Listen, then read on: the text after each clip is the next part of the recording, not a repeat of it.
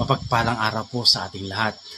Halina't samahan niyo akong alamin kung gustong iparating sa atin ang mensahe ng Diyos na mababasa sa Jeremias 29:11. Ganito po ang sinasabi. Alam ko ang aking mga plano para sa inyo, pahayag ng Panginoon. Ang mga planong kayo'y paunlarin at hindi ipahamak. Ang mga planong kayo'y bibigyan ng pag-asa at kinabukasan. Ang mga salitang ito ay bahagi ng liham para sa mga Israelita na naging bihag sa Babylonia noong panahon ng unang tipan.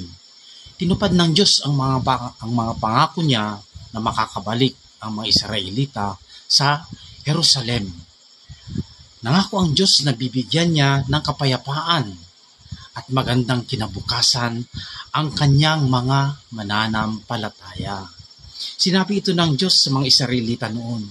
Pero iyon pa rin ang gusto niyang mangyari para sa atin ngayon, mga kapatid. Siya ang Diyos na nagbibigay ng pag-asa.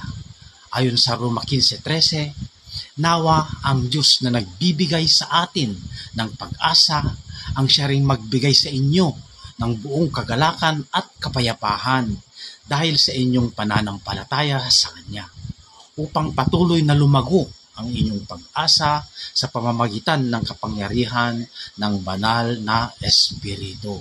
Purihin ang Diyos.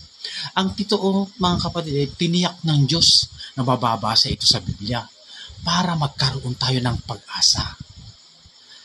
Ayon sa Roma 15:4, anumang naisulat sa banal na aklat ay isinulat para sa ating ikatututo, upang sa pamamagitan ng pagtitiis at pagpapalakasan ng loob mula sa kasulatan, magkaroon tayo ng pag-asa.